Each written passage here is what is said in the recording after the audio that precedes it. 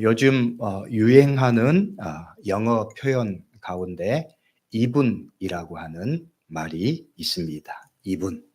한 요리 경연 프로그램에서 심사위원으로 나온 유명한 셰프가 이 말을 자주 사용하면서 유행어가 됐습니다. 예를 들면 고기가 적당히 잘 익었을 때 고기의 익힘이 이분하다, 그렇게 표현을 하는 것을 봅니다. 고기가 이분하게 잘 익었다고 말을 합니다. 이 말이 요즘 사람들에게 유행어가 되었습니다. 이분하다. 우리말과 영어를 섞어서 표현한 말입니다. 한국식 영어 표현이지요. 이 사람이 이 말을 쓰는 것은 요리의 행위가 적당하게 잘 되어서 요리가 잘 만들어졌다는 것입니다. 그래서 칭찬하는 말로 이 표현을 사용합니다. 적당하고 적절한 것은 좋은 일입니다. 요리에도 그러하고 우리의 삶의 문제에 있어서도 그러합니다. 적당하고 합당한 것은 좋은 상태를 의미합니다. 유명한 셰프는 적당하고 적절하다는 말을 이분이라고 하는 말로 표현했지만 성경에서 이 적당하다, 합당하다는 말의 의미가 또한 중요하게 쓰입니다. 신약 성경에는 이 적당하다, 합당하다고 하는 말의 의미로 사용되는 말이 헬라어로 악시오스입니다. 악시오스. 이 말의 뜻은 적절한, 적합한, 그리고 균형 잡힌, 그리고 가치 있는, 또한 중요한이라고 하는 의미를 갖는 말입니다. 이 말의 의미를 보면 이 말이 뜻하고자 하는 의미가 잘 드러나 있습니다.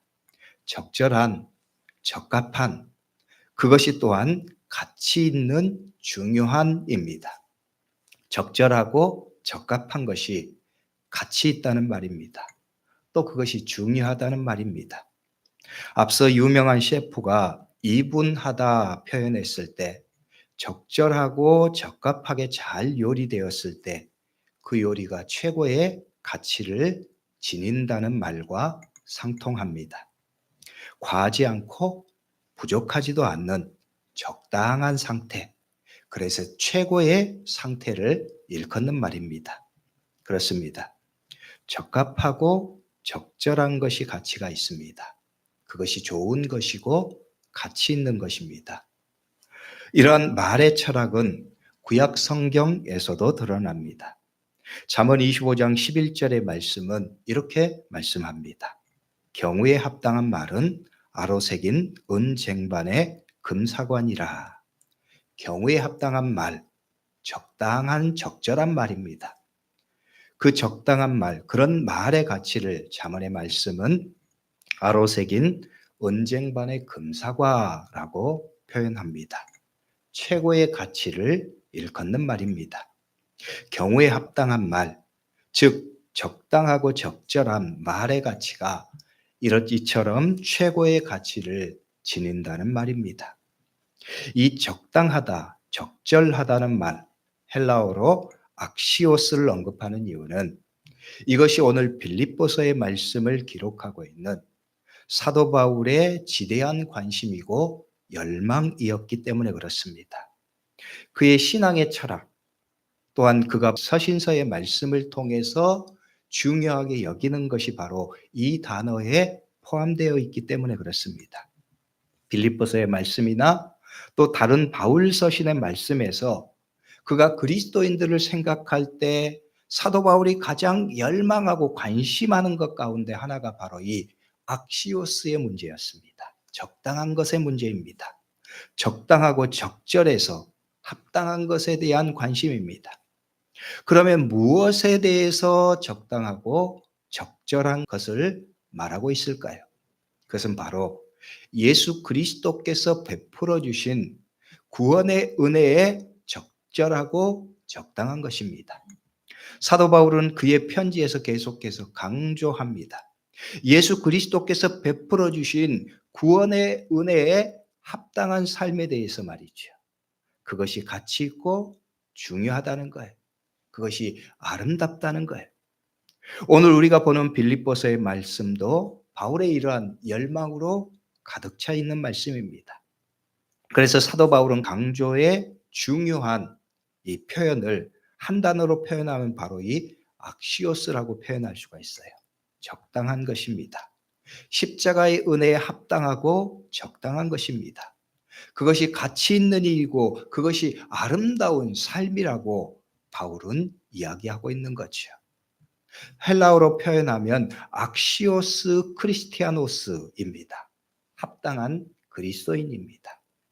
예수 그리스도의 십자가 은혜에 합당한 그리스도인에 대해 말씀하는 거예요. 바울은 강조합니다. 예수 그리스도를 믿는 자들은 예수 그리스도께서 베풀어 주신 구원의 은혜에 합당하고자 하는 열망을 가져야 된다. 그 열망을 가지고 예수 그리스도를 믿는 자로 살아가라 권면하는 거예요. 그래서 사도 바울은 빌립보 교회의 성도들에게 바로 앞에 말씀을 통해서 그리스도인들이 본받을 모범으로서 예수 그리스도의 삶을 제시했습니다. 예수 그리스도의 복음에 합당하며 그 구원의 은혜에 합당한 자로서 너희는 예수 그리스도를 바라보면서 그분을 본받아 살라는 말씀이에요. 이것이 오늘 본문의 말씀이 속한 이 빌립보서 말씀의 전반부 내용입니다. 그 내용을 간단하게 요약하면 이런 내용이에요. 첫째는 동일한 사랑을 가져야 한다는 것입니다. 2절의 말씀에 마음을 같이하여 같은 사랑을 가지고, 그리고 두 번째는 같은 마음으로 같은 생각을 해야 한다는 거예요. 2절에 또한 말씀에 뜻을 합하여 한 마음을 품어라고 바울은 강조했어요. 그리고 세 번째, 개인적인 이익이나 헛된 영광을 추구하지 않고 오직 겸손한 마음으로 각자 자기보다 다른 사람을 낮게 여기라고 권면했습니다. 3절의 말씀, 오직 겸손한 마음으로 각자 자기보다 남을 낮게 여기고 말씀하죠. 그리고 네 번째는 각자 자신의 사적인 유익을 추구하지 않고 다른 사람의 유익을 추구하는 삶을 권면합니다. 4절의 말씀에 각각 다른 사람들의 일을 돌보아 라고 말씀하죠.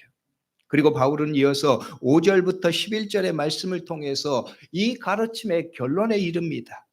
결론은 뭐냐면 너희는 그리스도 예수의 마음을 품으라는 거예요. 5절의 말씀에 너희 안에 이 마음을 품으라. 곧 그리스도 예수의 마음이니. 그분의 마음, 그것은 바로 낮아짐이고 겸손이었다는 거예요. 예수 그리스도는 겸손하여서 하나님의 뜻을 순종해서 육신으로 오셨고 십자가를 지시고 죽기까지 복종하셨습니다. 그래서 하나님의 뜻을 성취하는 삶을 사셨던 거예요. 하나님의 뜻에 합당한 자로서 삶을 살아간 것이죠. 너희들은 그 그리스도의 삶을 본받으라는 거예요. 그리고 하나님께서는 그분을 영광스럽게 하셨다는 거예요. 그래서 너희는 그 예수 그리스도의 마음을 본받아서 그 그리스도를 따르는 자로서 합당한 삶을 살아가라고 권면하는 거죠.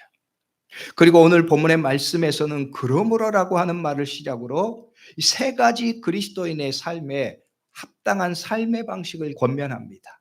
너희가 예수 그리스도를 닮고자 하고 그분을 따르는 합당한 삶을 열망할 때 너희는 이런 마음으로 이런 삶의 태도를 가지고 살아가라고 하는 거예요. 너희가 힘써야 할 것은 바로 이런 것이다는 거지요.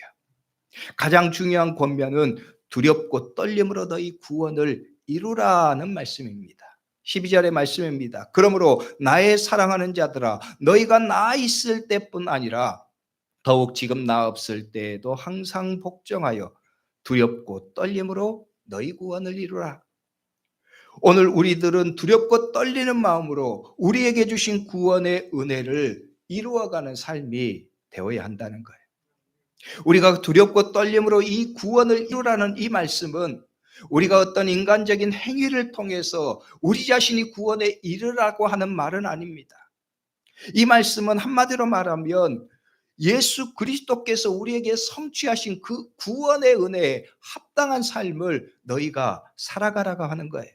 그 구원의 은혜를 헛되지 않게 너희가 그 구원의 은혜에 합당한 그리스도인으로 그 은혜 받은 백성으로 너희가 살라는 말씀이에요.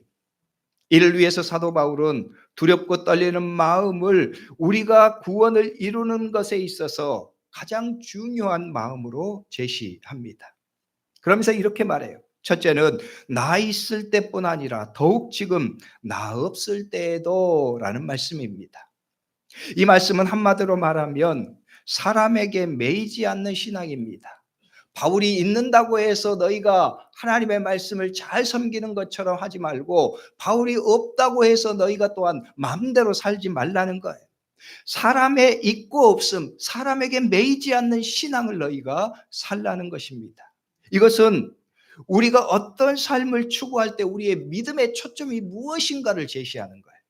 우리가 성숙한 그리스도인으로 예수 그리스도를 따르는 사람으로 합당한 삶을 열망할 때 우리의 초점, 우리의 삶의 초점이 사람에게 맞춰져 있지 않고 하나님께 맞춰져 있어야 된다는 거예요.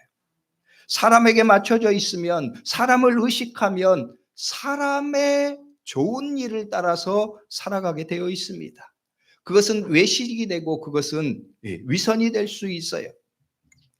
또한 사람에게 좌우되는 삶이 될 위험이 있습니다.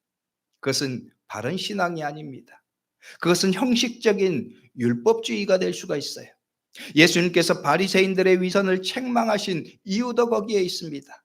사람들에게 보이기 위해서 살다가 하나님을 잊어버리는 거예요. 우리 오늘 우리의 신앙에서도 이 문제는 매우 중요한 일입니다. 왜냐하면 사람의 때로는 칭찬과 사람의 때로는 인정과 사람 앞에서 추구하는 가치를 가지고 살아가면 하나님의 초점을 잃어버리기 때문에 그렇습니다. 하나님을 의식하지 않고 사람의 좌우되는 신앙을 살게 되는 거예요. 그래서 바울은 나 있을 때든지 나 없을 때든지 너희는 충실하게 행하라. 하나님의 말씀에 초점을 맞추고 살아가라고 하는 거예요. 한마디로 말하면 하나님의 말씀에 순종하는 삶입니다. 그 말씀을 붙잡고 살아가는 순종의 삶을 결단하라는 거예요. 이 마음으로 너희는 두렵고 떨리는 마음으로 너희에게 이루신 구원의 일을 합당하게 이루어가는 삶을 살아가라고 말씀하시는 거예요. 사랑하는 성도 여러분, 오늘 우리의 삶도 하나님의 말씀에 초점을 맞추고 하나님께 초점을 맞추는 신앙인이 되어야 합니다. 그래서 우리가 온전한 삶을, 온전한 그리스도인의 삶을 살아가는 거예요. 두 번째는 이렇게 말해요. 모든 일을 원망과 시비가 없게 하라. 14절의 말씀입니다. 모든 일을 원망과 시비가 없게 하라. 이것은 한마디로 표현하면 관계적인 평안입니다. 사람들과의 관계에서 원만한 관계, 아름다운 열매를 맺어가는 거예요. 이것은 다른 말로 표현하면 기준의 문제입니다. 우리의 기준은 하나님의 나라, 영원한 하나님의 나라의 영광을 위해서 살아가고 하나님의 영광을 위해서 살아가는 존재이기 때문입니다. 그래서 우리는 이 땅의 성취, 이 땅의 완성이 목표가 아니에요. 우리는 영원한 하나님의 나라를 바라보면서 살아가는 삶입니다. 그리고 우리의 목표는 하나님의 영광을 위해서 살아가는 삶이에요. 한마디로 말해서 우리의 목표는 더 원대한 거예요. 우리의 목적은 더 이상적인 목적을 가지고 살아가는 존재라는 거예요. 그래서 작은 일에 일희일비하지 않는 거예요. 작은 일을 가지고 삶의 어떤 목표를 가지고 살아가는 것이 아니라는 거예요. 이 세상의 성취가 내 삶의, 우리의 삶의 목표가 아니고, 또한 이 세상에서 성취하는 기쁨을 통해서 내가 얻는 것이 목적이 아니라는 거예요. 예를 들면 이런 비유를 들 수가 있습니다. 내가 군인이라고 생각하는데 내가 첫 번째 목표가 내가 소대장의 직무를 맡았다고 하면 내 소대원을 이끌고 내가 참여하는 전투에서 승리를 이끄는 것이 목적입니다. 그런데 내가 만약에 전 부대를 통솔하는 사령관이라고 하면 나는 때로는 작은 전투보다도 큰 목적, 전체 전투의 승패를 좌우하는 일에 더 집중하고 그것을 목표로 삼는 거예요. 그래서 때로는 작은 전투가 실패라고 생각하지 않고 작은 전투에 패배한 것으로 모든 승부가 끝났다고 생각하지 않습니다. 더 큰 목적, 완전한 전체의 승리를 보면서 전투에 임하고 계획을 짜는 거죠. 우리의 목표가 그렇다는 거예요. 우리의 목표가 더 원대합니다. 이 땅의 작은 일에 목적이 있는 것이 아니라는 거예요. 하나님 나라의 원대한 목표를 가지고 하나님의 영광이라고 하는 숭고한 삶의 목표를 가지고 그리스도인으로서 우리가 살아가기 때문에 그렇습니다. 그래서 때로는 양보도 하는 거예요. 그래서 때로는 손해도 보는 거예요. 이 세상의 일에서 우리가 사람과의 관계에서 때로는 손해보기도 하고 때로는 그 일에 있어서 양보하기도 하는 거예요. 왜냐하면 우리는 이 땅에서의 삶의 모든 것이 달려있지 않고 우리의 삶의 목표는 더 원대하기 때문에 그렇습니다. 우리가 이 가정에서 보면 아이들 간에 때로는 다툼이 있을 때가 있어요. 그러면 부모님이 잘 하는 말이 큰애한테 네가 좀 참아, 네가 좀 양보해, 그렇게 말합니다. 그렇게 말하는 것은 큰애로서 더 큰 모습으로 살아가기를 바라는 부모의 마음입니다. 그런데 하나님께서 우리에게 가지신, 우리에게 기대하시는 마음, 기대하시는 모습이 그러하다는 거예요. 우리는 사람과 사람 관계에 있어서 작은 일에 우리의 목적, 우리의 성취의 목적이 있는 것이 아니기 때문에 그렇습니다. 우리의 삶의 목적은 하나님의 나라에 있어요. 더 원대한 것에 있습니다. 하나님의 영광을 위해서 살아가는 존재입니다. 그래서 우리는 때로는 사람들과의 관계에서 때로는 양보도 즐겁게 하고 때로는 손해도 기꺼이 감수하는 그리스도인으로 살아가는 거예요. 왜냐하면 우리는 더 원대한 하나님 나라의 목적, 하나님의 영광을 위한 삶을 명령받았기 때문에 그렇습니다. 사도 바울은 바로 그런 분명한 원대한 목적, 삶의 가치를 너희가 가지고 살라는 거예요. 그런 삶의 분명한 가치가 있으면 그리스도인으로 합당한 삶을 살아갈 수 있다고 말씀하시는 거죠. 그리고 세 번째, 나와 함께 기뻐하라고 말씀합니다. 18절의 말씀이에요. 이와 같이 너희도 기뻐하고 나와 함께 기뻐하리라. 나와 함께 기뻐하리라. 나는 이 기쁨을 누리고 있다는 거예요. 그리스도 안에 사는 존재로서 나는 그 기쁨 안에 살고 있다는 바울의 고백입니다. 그러면서 너희들도 나와 같이 기뻐했으면 좋겠다 말씀하고 있습니다. 이것은 바울의 기준을 보여주는 거예요. 바울의 기준은 이 땅의 것에 있는 것이 아닙니다. 자신의 성취에 있는 것이 아닙니다. 그래서 바울은 예수 그리스도의 복음의 열매를 놓고 기뻐하고 또한 수많은 사람들이 예수 그리스도를 믿고 예수 그리스도의 복음 안에서 변화된 삶의 모습을 보이는 것을 기뻐하는 거예요. 그래서 바울은 고난 중에도 기뻐한다고 말했습니다. 사람들이 아니라 하나님을 통해서 얻는 기쁨을 바라보는 거예요. 오늘 말씀도 마찬가지입니다. 사도 바울은 너희가 하나님을 바라보고 하나님의 초점을 맞추고 복음에 합당한 삶을 살라는 거예요. 이를 위해서 작고 사소한 사람들과의 관계에서 목숨 걸지 말라는 거예요. 하나님의 나라의 거룩한 열망으로 살라는 거예요. 그러면 우리가 얻는 기쁨의 출처가 방식이 달라지는 거예요. 실패해도 기뻐할 수 있습니다. 때로는 우리의 삶에서 고난과 어려움 상황 속에서도 기뻐할 수 있습니다. 바울의 기쁨이 그랬어요. 하나님 안에서 얻는 기쁨입니다. 세상과는 다른 기쁨의 방식으로 살아가는 그리스도인을 우리에게 보여주는 거예요. 이는 요한복음 3장의 세례 요한의 기쁨과도 같은 거예요. 요한복음 3장 28절 29절의 말씀에서 세례 요한은 이렇게 고백합니다. 나의 말한 바 나는 그리스도가 아니요 그의 앞에 보내심을 받은 자라고 한 것을 증거할 자는 너희니라. 신부를 취하는 자는 신랑이나 서서 신랑의 음성을 듣는 친구가 크게 기뻐하나니 나는 이러한 기쁨으로 충만하였노라. 나는 이러한 기쁨으로 충만했다. 세례 요한은 말하고 있는 거예요. 사람들이 나를 그리스도라고 추앙하는데 나는 거기에서 기쁨을 얻는 것이 아니다. 나는 그런 존재가 아니다. 본래 하나님께서 나에게 주신 것은 예수 그리스도의 길을 예비하라고 광야에서 외치는 자의 소리로 하나님께서 나를 이 땅에 보내셨다. 나는 그 일을 이루는 것을 기쁨으로 여긴다. 나의 기쁨은 신랑이 아니라 신랑의 음성을 듣는 친구의 기쁨이다 고백하는 거예요. 기쁨을 추구하는 방식과 기쁨을 추구하는 근본적인 목적이 다른 거예요. 그래서 예수님께 길을 내어드릴 수 있는 것입니다. 그리고 그것의 기쁨으로 충만하다고 고백하는 거예요. 오늘 우리의 삶의 기쁨도 마찬가지라는 거예요.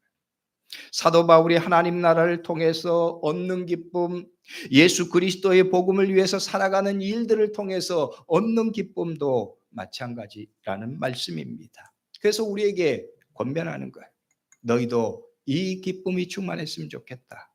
너희가 하나님의 나라를 위한 예수 그리스도의 복음에 합당한 자로서 열망을 가지고 이 말씀대로 살아가면 하나님께서 너희에게 기쁨을 주실 것이라는 거예요. 세상에서 얻을 수 있는 기쁨이 아니라 하나님으로부터 오는 기쁨, 세상에서 얻는 것과 비교할 수 없는 기쁨으로 충만한 삶을 우리에게 약속하시는 거예요. 그래서 18절의 말씀이 이렇게 말해요. 이와 같이 너희도 기뻐하고 나와 함께 기뻐하리라. 그러므로 성도 여러분, 여러분도 이러한 기쁨으로 충만한 삶을 사실 수 있기를 주의 이름으로 축복합니다. 성도 여러분, 합당하고 적절한 것은 참으로 좋은 것입니다. 아름답고 가치 있습니다. 세상에서 좋은 일에 합당하고 적절한 것도 가치 있고 좋은 일입니다. 그러나 여러분, 우리에게는 이 세상의 그것과 비교할 수 없는 크고 아름다운 일이 있습니다. 값지고 더 소중한 일이 있습니다. 바로 영원한 하나님의 나라를 위한 길입니다. 하나님의 말씀은 우리에게 그 길에 합당한 자로 살라고 말씀하십니다. 그 삶은 예수 그리스도께서 주신 구원의 은혜에 합당한 자로 사는 것입니다. 그 삶은 하나님을 기준 삼는 것입니다. 사람이 아닙니다. 하나님을 기준 삼는 삶입니다. 또한 하나님의 말씀을 기준 삼는 삶입니다.